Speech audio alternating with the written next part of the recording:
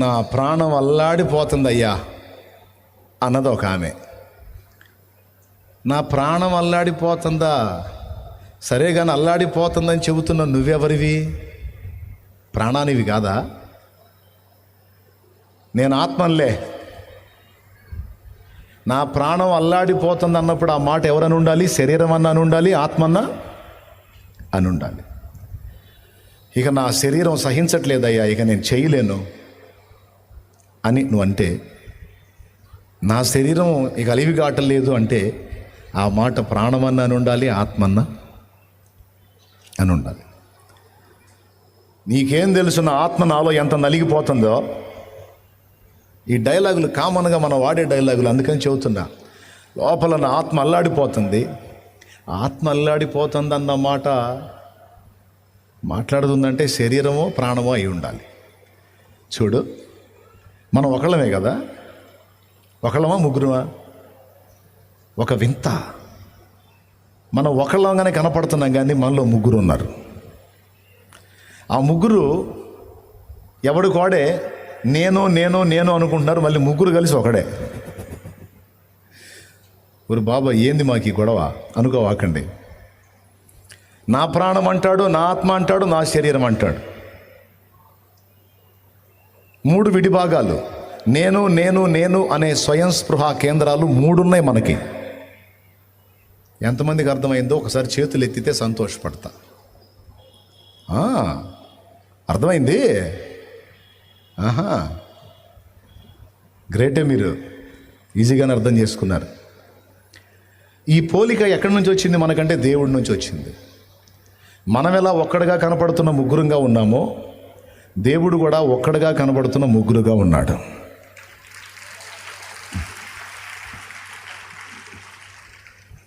మనం మూడు భాగాలైనా కూడా ఒక్కడే మానవుడు అయినట్టు దేవుడు మూడు భాగాలుగా ఉన్న ఒక్కడే దేవుడు. తండ్రి, కుమార, పరిశుద్ధాత్మ, పిత, పుత్ర, పవిత్రాత్మ. ఓకే, ఈ మూడు భాగాలు. స్వరూపం ఇచ్చాడు, పోలిక కూడా ఇచ్చాడు. బాగా వినండి, అర్థం కాని సోది అని చెప్పను నేను. అర్థమయ్యే 4 ముక్కలు చెప్పి ముగిస్తా. నాకు డౌట్ వచ్చింది, దేవా స్వరూపం ఇచ్చావు, పోలిక ఇచ్చావు, మరి స్వభావం ఏదయ్యా అంటే దేవుడిచ్చిన సమాధానం, దానికి వేరే ప్రాసెస్ ఉంది. స్వరూపం పోలిక మీకు ఇవ్వటం నాకు ఈజీ, కానీ నా స్వభావం ఉందే, నా స్వభావం కొద్దిగా నేను ఎక్కువ టైం తీసుకొని అది మీలో నేను ప్రత్యేకంగా రూపుదిద్దాలి. దానికి వేరే ప్రాసెస్ ఉంది. దానిలోనికి మిమ్మల్ని అందరినీ తీసుకొని రావాలనేదే నా ఆశ, ఆకాంక్ష, నా హృదయ వాంఛ, నా ఇష్టము అని చెప్తున్నాడు దేవుడు. దేవుని పోలిక మనకు రావటం ఈజీ, దేవుని స్వరూపం రావటం ఈజీ, కానీ దేవుని స్వభావము అంటే వ్యక్తిత్వము, మెంటాలిటీ మనకు రావాలంటే అది ప్రత్యేకమైన ప్రాసెస్ అట, అది ప్రత్యేకమైన వర్క్ అట. అది మనలో రూపుదిద్దడానికి దేవుడు ప్రత్యేకంగా సంవత్సరాలు పని చేయాలి. ఇప్పుడు ఆల్రెడీ ఆ పనిలోకి మనల్ని దించాడు. ఈ మాట ఎక్కడ రాస్తుందంటే పేతురు రాసినటువంటి 2 పత్రిక 1వ అధ్యాయం. ఒక్కసారి చూడండి, బైబిల్ తీసి. బైబిల్ ఉన్నోళ్ళందరూ బైబిల్ తీయండి. ఈ మాట అండర్లైన్ చేసుకోండి. 2 పేతురు పత్రిక 1వ అధ్యాయము 4వ వచనం 5వ లైన్ చదువు. దేవ స్వభావమునందు పాలివారగునట్లు ఈ వాగ్దానముల మూలముగా మీరు తప్పించుకొని దేవ స్వభావమునందు పాలివారగునట్లు వాటిని అనుగ్రహించెను. బాగా వినాలి. ఈ మాటల్లో నుండి పరిశుద్ధాత్మ మనతో మాట్లాడును గాక, మన మనోనేత్రాలు వెలిగించును గాక. ఉపదేశాన్ని అడ్డగింప చూసే దురాత్మ దయ్యపు అంధకార శక్తుల ప్రభావం యేసు నామంలో బంధించబడును గాక. ప్రభు సన్నిధి, ప్రభు వాక్యం మనకు ప్రత్యక్షమగును గాక. ఆమేన్. ఈ మాటలు మీరు జాగ్రత్తగా వినాలి. వింటే మీరు తృప్తిగా ఇంటికి వెళ్తారు. బాగా వినండి. అసలు దేవుని చిరకాల వాంఛ కోరిక ఏంటో పరిశుద్ధాత్మ బయలుపరిచాడు ఇప్పుడు మనకి. మనం ఆత్మ కృపావరాలు పొందటం దేవుడికి ఇష్టమే. మనం ఆత్మ ఫలం ఫలించటం దేవుడికి ఇష్టమే. మనం సమృద్ధి కలిగి ఉండటం దేవునికి ఇష్టమే. మనం ప్రేమ కలిగి ఉంటాం, ఐక్యత కలిగి ఉంటాం, సహవాసం కలిగి ఉంటాం, అన్నీ ఇష్టమే.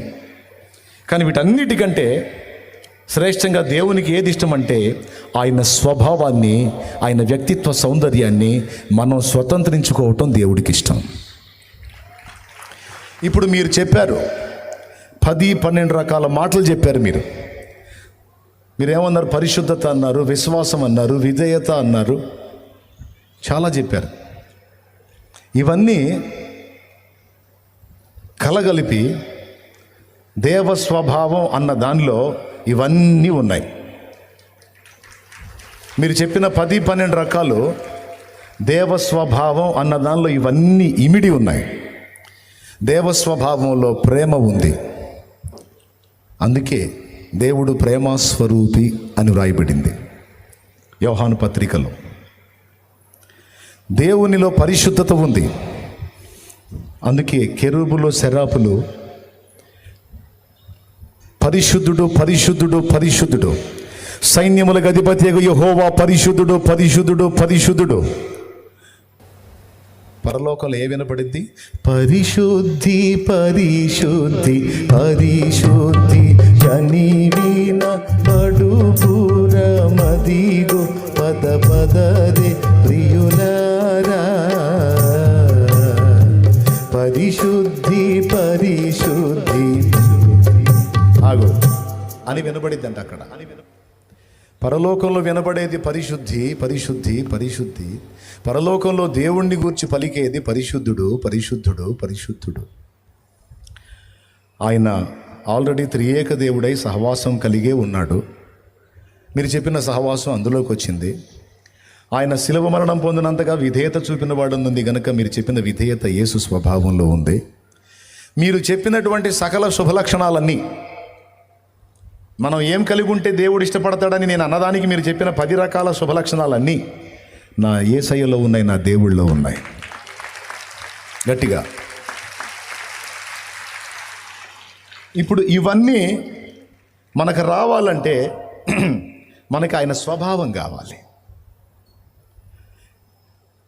మీకు ఇష్టమో లేదో నాకైతే తెలియదు, ఆయన స్వభావాన్ని మనం కలిగి ఉండటం. దేవుడికి మాత్రం అదే కోరిక ఉంది. నా పిల్లలందరికీ నా బుద్ధే రావాలని ఆ తండ్రి కోరుకుంటున్నాడు. కొంతమంది తల్లుల్ని చూసి కొంతమంది పక్కోళ్ళు అంటుంటారు, మీ అమ్మాయికి అచ్చం నీ పోలికే వచ్చిందే, ఆ ముక్కు, ఆ కళ్ళు, ఆ నవ్వు నవ్వితే అచ్చం నువ్వు నోటు ఊడిపడ్డట్టు ఉంటుంది, అచ్చం నీలాగానే ఉంటుంది అన్నారు అనుకో. ఈ అమ్మతో ఆ అమ్మాయి ఏమంటే తెలుసా? ఆ వచ్చి సచ్చిందిలే, నా రూపం, నా అవతారం వచ్చి సచ్చింది, సచ్చింది, సచ్చింది. ఏంది అట్ట అన్నావు? రూపం వస్తే సరే, బుద్ధి రావద్దు.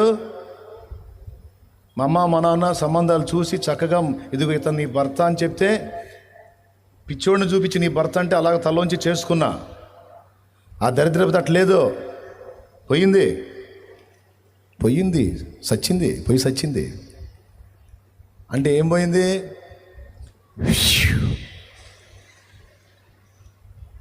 ఇప్పుడు అట్లాంటి అమ్మాయిని వాళ్ళ అమ్మ దగ్గరికి వచ్చి, అసలు మీ అమ్మాయికి అచ్చం నీ ముక్కు, నీ కళ్ళు, నీ చెవులు, నీ నోరు అచ్చం నీలాగానే ఉందంటే అమ్మ ఆనందపడిద్దే? పుట్టకొస్తే సరే ఉంది, బుద్ధి రాలేదుగా. మనం కూడా అనుకుంటాం. కొంతమంది మనుషుల్ని చూసి,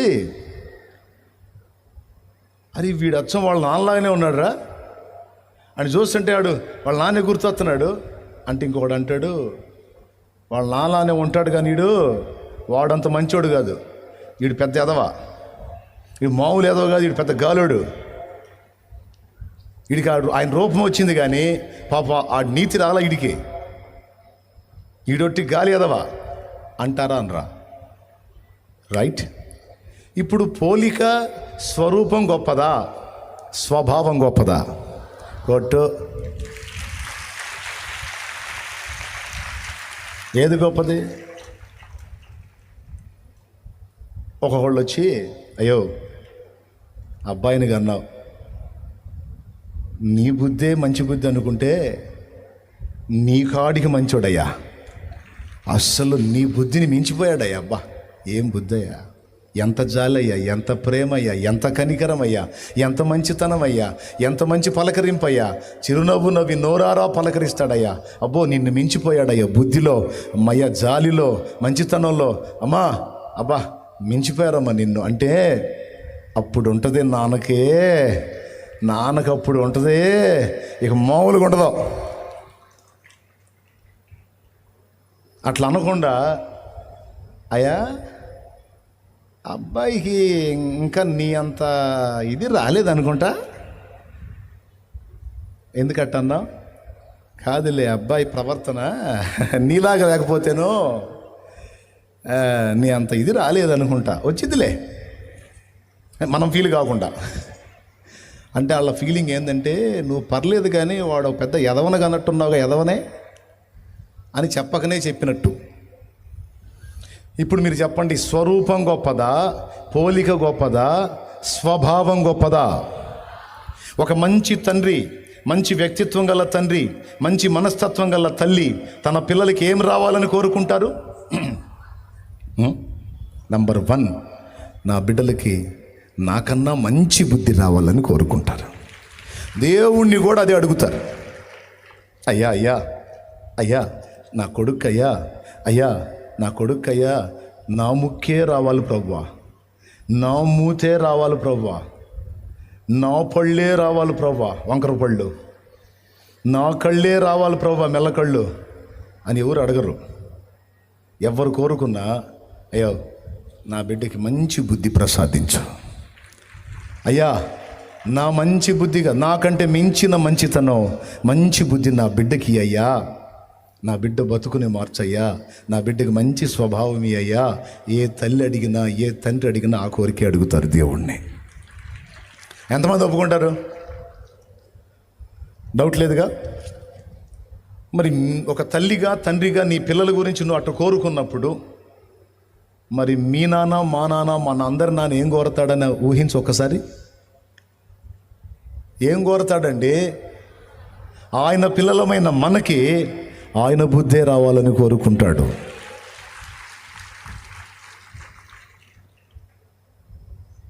చాలా సంతోషం. ఇప్పుడు ఆ బుద్ధి మనకి రావాలని ఆయన ఆశపడుతున్నాడు, మనకు కూడా ఆశ ఉంది. మనం పాటలు కూడా పాడతాం తెగ, యేసులాగే ఉండాలని, యేసుతోనే నడవాలని. ఇప్పుడు నేను పాడానని పాడావా, లేకపోతే నిజంగా నీకు ఆ కోరిక ఉందా? యేసయ్య లాగా ఉండాలని నాకు కూడా ఉందని నన్నోడు చేతులు ఎత్తండి. రైట్, మంచి కోరిక బిడ్డ, మంచి కోరిక. యేసయ్యలాగే నువ్వు ఉండాలని ఆ పరమ తండ్రి కోరిక కూడా. ఆయన స్వభావం నీలోనికి రావాలని, దేవ స్వభావంలో నువ్వు పాలివాడవు పాలిదానవు కావాలని ఆయన కోరిక. అంటే ఇప్పుడు పాలివారం అవుతున్నాము అంటే ఇంతకుముందు మనకు ఆ స్వభావం లేదని అర్థం. మరి ఏ స్వభావం ఉంది? ఆదాము హవ్వల్ని చేసినప్పుడు వాళ్ళు మానవ స్వభావంతో ఉన్నారు. మన మొట్టమొదటి స్వభావం మానవ స్వభావం. తర్వాత సైతానుగాడు వచ్చి శోధించిన తర్వాత దుష్ట స్వభావం అనేది వచ్చింది. ఫస్ట్ మానవ స్వభావం, తర్వాత దుష్ట స్వభావం. ఇప్పుడు వచ్చి మారు మనసు పొంది బాప్తిస్మం పొందినప్పుడు మనలో ఉన్న ఆ దుష్టత్వాన్ని కడిగేసి, ఆ పాపాలని కడిగేసి, ఆ దుష్ట స్వభావాన్ని తొలగించి ఇక దేవ స్వభావాన్ని మనలో నింపటానికి మొదలుపెట్టే ప్రక్రియే బాప్తిస్మము. కొట్టు. బాప్తిస్మము ద్వారా నిన్ను టేకప్ చేసి నీలో ఉన్న ఆ ప్రాచీన స్వభావాన్ని, ఆ దుష్ట స్వభావాన్ని దుళ్ళగొట్టి ఆ పాపాలన్నీ కడిగి ఇక నెక్స్ట్ డే నుంచి నీలో పని మొదలు పెడతాడండి దేవుడు. ఇప్పుడు మనలో ఆల్రెడీ బాప్తిస్మం పొందిన వాళ్ళకి పని మొదలు పెట్టాడు. ఇప్పుడు ఇక్కడ కూర్చున్నారు చూడు, వీళ్ళందరికీ ఈరోజు మొత్తం కడిగి శుభ్రం చేసి ఆ తర్వాతి గంట నుంచి పని మొదలు పెడతాడు. ఇక ఏ పని మొదలు పెడతాడో తెలుసా? ఒకటి వెళ్ళగొట్టడం, ఒకటి నింపటం. వెళ్ళగొట్టే దేన్ని? దుష్ట స్వభావాన్ని. అంతకుముందు ఉందే మనలో ఆ పాపాలు చేసే బుద్ధి, ఆ పనికిమాలిన బుద్ధి, ఆ బూతులు తిట్టే బుద్ధి, ఆ మందు తాగే బుద్ధి, ఆ గాలి తిరుగుళ్ళు తిరిగే బుద్ధి, ఆ దొంగ చూపులు చూసే బుద్ధి, ఆ దొంగతనాలు చేసే బుద్ధి, ఆ జనాల్ని నెత్తిన చేతులు పెట్టే బుద్ధి, ఆ లంచాలు తీసుకునే బుద్ధి, ఆ వంచనలు చేసే బుద్ధి, ఆ పనికిమాలిన పాపిష్టి బుద్ధి, ఆ కుళ్ళు బుద్ధి, అసూయ బుద్ధి, ఆ దుష్ట స్వభావం, ఈ శరీర స్వభావం. దీన్ని దొళ్ళగొట్టి దైవ స్వభావంతో నిన్ను నింపటానికి ఇక స్టార్ట్ చేస్తాడు వర్క్. అదండి అసలు ప్రాసెస్, అసలు పని అదండి, దేవుడు చేస్తున్న పని. దానిలోకి నిన్ను తీసుకొని రావడానికే దేవుడు నిన్ను రమ్మని పిలిచాడు, చేయబట్టుకున్నాడు. ఈరోజు నిన్ను నడిపిస్తూ ఉన్నాడు అందులోకి తీసుకెళ్ళడానికి. చాలామందికి ఇదొక కోరిక, కోరాలి అన్న సంగతే తెలియదు. ఏ కాడికి మోకాళ్ళు వేసిన దగ్గర నుంచి అయ్యా మా అబ్బాయి, మోకాళ్ళు వేసిన నుంచి అయ్యా మా అమ్మాయి అని కొంతమంది అయ్యా అప్పులు, కొంతమంది అయ్యా రోగం అని. అప్పులు, రోగం, అబ్బాయి, అమ్మాయి అన్నీ తెలుసు. నువ్వు దేవుని ముందు మోకాళ్ళు వేసినప్పుడు ముందు అడగాల్సినది ఏంటంటే, నీ వలే నన్ను చెయ్యి, నీ స్వరూపంలోనికి, నీ స్వభావంలోనికి, నీ పోలికలోనికి నన్ను మార్చు. ఇది తమ్ముడు, ఇది అక్క, ఇది అన్న, ఇది చెల్లి, మనం ఎప్పుడు దేవుణ్ణి అడగవలసిన ప్రధానమైన ముఖ్యమైన కోరికే. ఇది ఎలా వచ్చింది మనలోకి? రెండు విషయాలు చెప్తా, గుర్తుపెట్టుకోండి. ఎలా వచ్చింది అంటే, ఒకటి, ఇలాంటి స్వభావాన్ని కలిగి ఉండాలన్న ఆశ ఉండాలి. ఏముండాలి? ఏ ఆశ ఉండాలి? ఆయన లాంటి వ్యక్తిత్వం నేను పొందుకోవాలన్న ఆశ ఉండాలి, ఒకటి. రెండవది, ఆశ ఏం చేసిద్దంటే దేవుణ్ణి అడిగేటట్టు చేసిద్ది. అప్పులు తీరాలని ఎంతమందికి ఆశ ఉంది? చేతులు ఎత్తండి. అప్పులు ఉన్న వాళ్ళందరూ చేతులు ఎత్తండి. అట్లా గదిలిచ్చండి అప్పులు ఉన్న వాళ్ళందరూ. ఇంకెవరికండి లేనిది? అందరూ చేతులు ఎత్తారుగా. అప్పులు ఉన్నాయి. పాపం, ఏం బాధపడవాకండి, నేను కూడా చేసేలే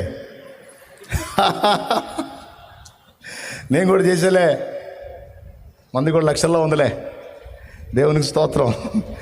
ఎంత చెట్టుకి అంత గాలని, ఎంత తోడికి అంత అప్పు. స్తోత్రం. నిజంగా నేను కూడా ఇవ్వాల్సింది ఉన్నాయండి అప్పులు. ఎవరికో అన్నా నీకు అప్పు లేనిది అనవాకండి, ఉన్నాయి. మరి ఏం చేద్దాం, నేను కూడా తీసుకున్నా. అయితే దేవుడు ఇస్తాడులే, నాకేం టెన్షన్ లేదు. నేనేం జుట్టు బిక్కోను, గందరగోళంగాను, నేను కూడు మానుకొని దిగులేసుకొని పోను. పిలిచిన వాడు నమ్మదగిన దేవుడు, నా కోసం ఏ అద్భుతమైనా చేస్తాడు. ఆయన తలుచుకుంటే ఎంతసేపు అట్లంటే అయిపోయి దేవుంది, అవన్నీ తీసేస్తాడు. కానీ దేవుని ముందు మోకాళ్ళు ఉన్నప్పుడు మనం కోరవలసినటువంటి ముఖ్యమైన కోరికే జీవితాంతం మర్చిపోవద్దు. ఎప్పుడు మోకాళ్ళు వేసినా, నా తండ్రి నన్ను నీ వలె మార్చు, నాకు ఆశగా ఉంది, నన్ను నీ వలె మార్చు, నీ స్వరూపం, నీ పోలిక నాకు ఇచ్చావు, నీ స్వభావాన్ని కూడా నాకు ఇవ్వు, నీ బుద్ధి నాకు రావాలయ్యా. ఈ స్వభావం అంటూ నీకు చేత కాకపోతే, కొంతమందికి పాపం చదువు లేని వాళ్ళకి అన్నీ ఏదో అడగమని చెప్పాడు అబ్బాయి. అదేంది ఎందుకు చెప్పాడు అబ్బాయి అది అంటుంటారు. అందుకని నీకు అర్థమయ్యేటట్టు చెబుతా. స్వరూపాలు ఇవన్నీ నీకు అర్థం కావు, స్వభావాలు నీకు అర్థం కావు. కాబట్టి అయ్యా నీ బుద్ధి నాకు వచ్చేటట్టు చెయ్యి. ఈ మొక్క అయితే అనగలవు, ఈ మాట అయితే అనగలవు. అయ్యో ఎప్పుడన్నా మోకాళ్ళే అమ్మా, అయ్యో నీ బుద్ధి నాకు ఇవ్వవా, నీ బుద్ధి నాకు వచ్చేటట్టు చేయవా. నేను కూడా చేస్తా ఈ ప్రార్థన, మీరు కూడా చేయండి. ఒకటి ఆశ ఉండాలి, రెండు ఆయన అడగాలి, నీలాగా నన్ను మార్చు, నీ వ్యక్తిత్వం నాకు కావాలి, ఎందుకంటే అది నాకెంతో ఇష్టమైన మనసు. నీ వ్యక్తిత్వ సౌందర్యం కావాలి, నీ బుద్ధి నాకు కావాలి, నీ వలె ఉండాలి, నీలాగా బతకాలి. ఆశ ఉంది కానీ అష్టవంకరలో బతకలేకపోతున్నా. నాకు ఆ శక్తిని ఇవ్వా, నీ వలె నన్ను మార్చవా, నీ బుద్ధి నాకు ఇవ్వవా అని అడుగుతా ఉండు. రోజు అడుగు. నా తండ్రి నీకు ఇయ్యకపోతే అప్పుడు అడుగు. సమస్యలకు పరిష్కారం అడుగుతావు, పరిశుద్ధాత్మ అభిషేకం అడుగుతావు, ప్రార్థనలో ఎన్నో విషయాల్లో జయం అడుగుతావు. మంచిదే, అడుగు. వాటన్నిటితో పాటు అన్నిటికంటే ముందు దేవా నీ బుద్ధిని నాకు ప్రసాదించు, నీ బుద్ధిని నాకు దయచేయి, నీ స్వభావాన్ని నాకు దయచేయమని నువ్వు అడుగు. మనం ఏదైనా సరే దేవునిని ఆశించి అడగకపోతే దేవుడు స్పందించడండి. ఆశ ఉండాలి, అడగాలి. ఏదైనా సరే అలా దేవుణ్ణి అడుగుటయే ప్రార్థన అంటే. వెళ్ళి ఆయన దగ్గర కూర్చొని ప్రతిరోజు కొంత సమయం నీ సమస్యలు ఎన్నో చెప్పుకోవాలని ఉంటుంది, దేవునికి చెప్పుకో. కానీ వాటన్నిటికంటే ముందు దేవా నీ బుద్ధిని నాకు ప్రసాదించు అని అడుగు. ఈ రోజు నుంచి నువ్వు అడుగు. ఇది ఒక బలమైన మాట అండి. ఈ ఒక్క మాటతో ఇంటికి పోవచ్చు నువ్వు. ఇక అయినా ఒక మాట చెప్తా. ఆ బుద్ధిని మన లోపలికి ప్రవేశపెట్టడానికి దేవుడు ఆశ కలిగి ఉన్నాడు. ఆ ఆశ ఎరిగిన నువ్వు అదే ఆశను ఆయన ముందు వ్యక్తం చేస్తే ఆమేన్ అంటాడు. అప్పుడు నీలో ఉన్నటువంటి ఆ దుష్ట స్వభావం, ఆ పాత ప్రాచీన స్వభావాన్ని వెళ్ళగొట్టి తన దైవ స్వభావంతో నిన్ను నింపుతాడు. స్టార్టింగ్లో మనం ఎవరిని? మానవులమే. తర్వాత దుష్టుడి చేత శోధింపబడి ఏమయ్యాము? దుష్టులమయ్యాము. దుష్ట స్వభావాన్ని పొంది దుష్టులమయ్యాము. అలాంటి మనల్ని ఇప్పుడు చేతుల్లోకి తీసుకొని ఆయన రక్తంతో కడిగి పరిశుద్ధపరిచి ఈ దుష్టులైనటువంటి పిల్లలలో ఉన్నటువంటి ఈ అవిధేయత పిల్లలలో ఉన్నటువంటి ఈ ఉగ్రత పాత్రమైనటువంటి ఘటముల్లో ఉన్నటువంటి ఆ దుష్టత్వం, అవిధేయత, ఉగ్రత పాత్రమైన నేరములన్నీ తొలగించి దేవుడు తన స్వభావాన్ని మనలో నింపటానికి పని చేస్తున్నాడు. ఇప్పుడు చెప్పండి, ఒకవేళ నిజంగా మనం పూర్తిగా దైవ స్వభావంతో నింపబడ్డామనుకో, ఆ తర్వాత మన కేడర్ ఏంటో తెలుసా? దైవములు. అసలు మనల్ని ఏం చేయాలని చేతపట్టుకుంటున్నాడో తెలుసా? దైవాలను చేయాలని కోరిక, ఆయన కోరిక. అది మన మీద ప్రణాళిక. మనమేంది? మనం దైవం ఏంటి? దైవాన్ని మనం ఆరాధిస్తాం, మనం మొక్కుతాం, ప్రార్థిస్తాం, కానీ మనం దైవం అవటం ఏంటి? నేను చెప్పేది నిజమమ్మా. నిన్ను ఒక దైవంగా మార్చాలనే యేసయ్య నిన్ను చేతబట్టుకున్నాడు. ఎంతమందికి అర్థమైందో మరి చేతులు ఎత్తితే సంతోషపడతాను నిజంగా అర్థమైతే. దయ్యములాగా ఉన్న మన బతుకుల్ని, దుష్టత్వంతో నిండిపోయిన మన బతుకుల్ని చేతబట్టి ఆ దుష్టత్వాన్ని మనలో నుంచి వెళ్ళగొట్టి దైవములుగా మార్చాలనేదే యేసయ్య కోరిక. యేసయ్య ఏమై ఉన్నాడు? మానవుడై ఉన్నాడు మరియు దేవుడై ఉన్నాడు. ఇప్పుడు మనం ఏమై ఉన్నాం? ముందు మానవులమై ఉన్నాము. తర్వాత దుష్టుడి శోధనకు లోన ఏమయ్యాము? దుష్టులమయ్యాము. ఇప్పుడు మనల్ని ఏం చేయాలని కోరుకుంటున్నాడు? దైవములను చేయాలని కోరుకుంటున్నాడు. అది తమ్ముడు దేవుని ప్లాన్.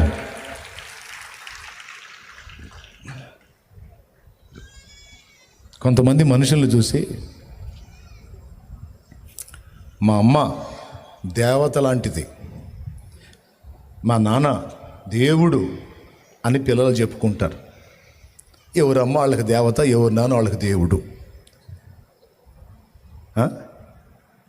కర్ర తీసుకొని బాదారు అనుకో, ఏమంటారండి? మా అమ్మ దెయ్యం, మా సరే వదిలేండి. కొంతమంది మనుషులు చూసి అంటారు, అయ్యా దేవుళ్ళలాగా వచ్చావయ్యా, దేవుళ్ళ లాంటోడివయ్యా, అమ్మా దేవుళ్ళ లాంటి దానివమ్మా నువ్వు అంటారు. ఏదో ఒక సుబుద్ధి మన దగ్గర చూసి, ఒక దానగుణం, ఒక దయాగుణం, ఒక కనికరం, ఒక మంచి బుద్ధి మన దగ్గర చూసి, అమ్మో నువ్వు దేవుళ్ళ లాంటి దానివమ్మా, అయ్యో నువ్వు దేవుళ్ళ లాంటోడివయ్యా అంటారు. నా ప్రభు ఏం చేయబోనుకున్నాడు తెలుసా? లాంటోడు కాదు, అసలు దైవాన్ని చేయాలని పూనుకున్నాడు. ఆయన మానవుడు మరియు దేవుడై ఉన్నట్టు మానవులమైన మనల్ని దేవుడుగా, దైవములుగా చేయాలనేది ఆయన అనాది సంకల్పం. 82వ కీర్తన 6వ వచనం, తొందరగా చూడు. మీరు దైవములనియు మీరందరూ సర్వోన్నతుని కుమారులనియు నేనే సెలవిచ్చి ఉన్నాను. చాలు. ఆ మాట ఎప్పుడన్నా ఆలోచించారా? చదువు, మళ్ళీ చదువు అదే మాట. మీరు దైవములనియు, 82వ కీర్తన 6వ వచనం చదువుతున్నాడు. మీరు దైవములనియు మీరందరూ మనం దైవాలం ఏందండి? మీరందరూ సర్వోన్నతుని కుమారులు కుమార్తెలట. సర్వోన్నతుడు ఎవరు? పరలోక తండ్రి. ఆయనకి కొడుకులం కూతుళ్ళమట. ఎప్పుడయ్యామో? ఎప్పుడైతే మారు మనసు పొంది బాప్తిస్మం పొంది విశ్వాసం వ్యక్తపరిచామో అప్పుడే. మన లిస్టులో రాశాడో తెలుసా? ఇదిగో ఫలానా మరియమ్మ, ఫలానా పేరు కలిగిన తల్లి, ఫలానా ఆమె నా కూతురు, ఫలానా అబ్బాయి నా కొడుకు అని ఏనాడైతే మారు మనసు పొంది బాప్తిస్మం పొంది జీవగ్రంథంలో పేరు సంపాదించుకున్నామో ఆ రోజే మన పేరు దేవుని కొడుకు, దేవుని కూతురు అని రాశాడు. ఏమని రాశాడు? నోరు చెబుతారా? ప్రార్థన చేయమంటారా? మీకేదో ఇబ్బంది కలుగుతున్నట్టుంది. నేను అస్సలు ఒప్పుకోనట్టయితే ప్రార్థన చేయనా? చేయమంటే చెప్పండి, ప్రార్థన చేసేస్తాను. ఇక జంప్ అవుదాం. పెందలాడు నేను కూడా ఇంటికి పోతా. మరేదో నాకేదో పిచ్చి పట్టినట్టు చూస్తున్నారు ఏంది? చెప్పాలి. ఏం చెప్పాను నేను ఇప్పుడు? ఏనాడైతే విశ్వాసాన్ని ప్రచురపరిచి రక్షణ పొందామో ఆనాడే మనల్ని దేవుని కుమారులుగా కుమార్తెలుగా రాశాడు కదా. పేరులు రాయంగానే సరే, ఆయనకు పుట్టంగానే సరే ఏం రావద్దు? బుద్ధి. ఆ బుద్ధిని మనల్ని రూపుదిద్ది, ఆయన బుద్ధి మనకు ప్రసాదించి, ఆ వ్యక్తిత్వము, ఆ స్వభావం మనకు వచ్చేటట్టు చేసి మనల్ని కూడా దేవుడు తన పక్కన కూర్చోబెట్టుకోవాలని ఆశపడుతున్నాడండి. నమ్ముతారా? మిమ్మల్ని అందరినీ సేవకుల్ని చేసి నా పక్కన కూర్చోబెట్టుకోవాలని నా ఆశ ఉందండి. వీళ్ళలాగే మిమ్మల్ని అందరినీ సేవకుల్ని చేసి, సేవకురాళ్ళని చేసి నా పక్కన కూర్చోబెట్టుకోవాలని నాకు ఆశ ఉంది. తప్ప? న్యాయమేనా? అవుతారా?